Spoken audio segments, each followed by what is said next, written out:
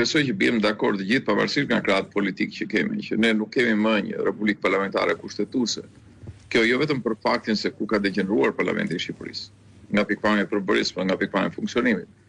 por edhe vetë mënyra e trajtimit të çështjeve të rëndësishme, duke filluar nga ato të cilat janë çështje shtetërore të sigurisë, donë ka ngelur dorën e njeriut vetëm. Institucionet tjera janë krejt pa vlefshme të pa rëndësishme. Duket sikur s'ka as president, s'ka as këshill sigurie kombëtare, s'ka as politikë të jashtme, nuk ka as institucione të tjera sigurie, ka vetëm njëri i cili vendos se çfarë do të bëjë.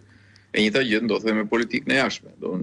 Linearizimi i politikës tonë të jashtme me Serbinë është një nga gjërat më absurde që mund ndodh, do të thënë paktën për faktin sepse interesat e shqiptarëve rajon por edhe Shqipërisë nuk janë të njëjta me interesat e Serbisë. Edhe projekte ndryshme të cilat janë prezantuar kanë qenë projekte të cilat jo vetëm në fakt nuk ndihmojnë shqiptarët, por krijojnë një problem shumë më të gjerë për rajonin, për marrë këtu Ballkanin e hapur. Ballkani i hapur është një iniciativë i cili krijon më tepër hapësira dhe mundësi penetrimi i Rusisë dhe Kinës siç ka ndodhur deri tani.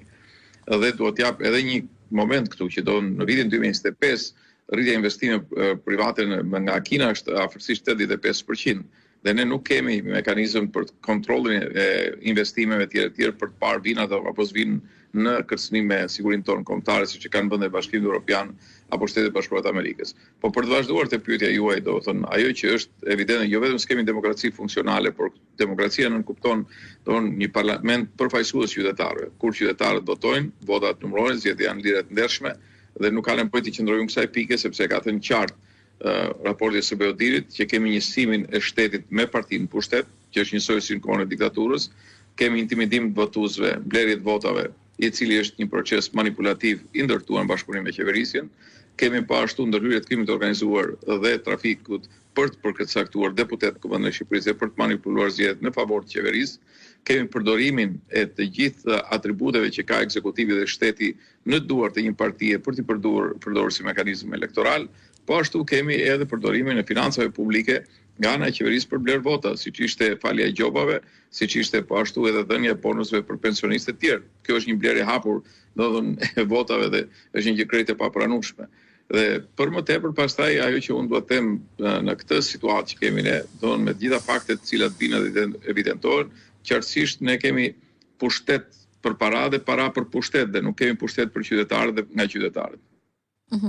E qartë. Ndër të tjera, ju zoti Medio thoni se Shqipëria momentalisht ndodhet në një udhkryq, konkretisht çfarë rreziku mund të përballet, në çfarë rreziku mund të përballet vendi dhe a jemi në kushtet ne se mund të bëhet diçka ndoshta ose çfarë hapash konkret mund të ndërmerren tashmë për të rikthyer sërish besimin e ndërkombëtarëve dhe për ta përshpejtuar në far formë integrimin në Bashkimin Evropian? Pjesa e parë unë mendoj që e kam pasur e kam bindje që edhe pse kjo idea e integrimit evropian propagandohet shumë nga ana e qeverisë, pjesa më e painteresuar përse përket integrimit evropian ka qenë dhe ngelet qeveria. Jo vetëm historia e këtyre viteve, sepse s'kemi asnjë hap, domethënës një proces cilin e duhet ishim të avancuar përse përket antarësimit, por dhe për faktin sepse një qeverisje e cila nuk do të respektojë kushtetutën, ligjin, liritë e drejtë e qytetarëve, pronën e qytetarëve, nuk qeverisë për qytetarët, por qeverisë për interesat e veta, padyshim do të për shpejtim procesit integrimit evropian do ta kufizonte në këto veprime të paligjshme. Dhe pjesa e pushtetesh më interesuar që të vazhdojë kjo lloj diseje që duam tyn po na pengojnë në një kohë që ne po pengojmë veten dhe kemi një lloj ngadalësimi të procesit dhe ky është i dukshëm për shkak të diskutimin që kemi bërë tashmë që kanë bëjnë me aferat korruptive apo që kanë bëjnë edhe me mungesën e implementimit të shtetit ligjor edhe të shtetit kushtetues në Shqipëri. Nga ana tjetër, ajo që mendoj unë është nuk është e mjaftueshme kjo dhe që po them unë apo që mund të thotë opozita sa keq është qeverisja e vendit. Është shumë e rëndësishme që opozita si në raportin ndërkombëtar, por edhe në raportin me qytetarët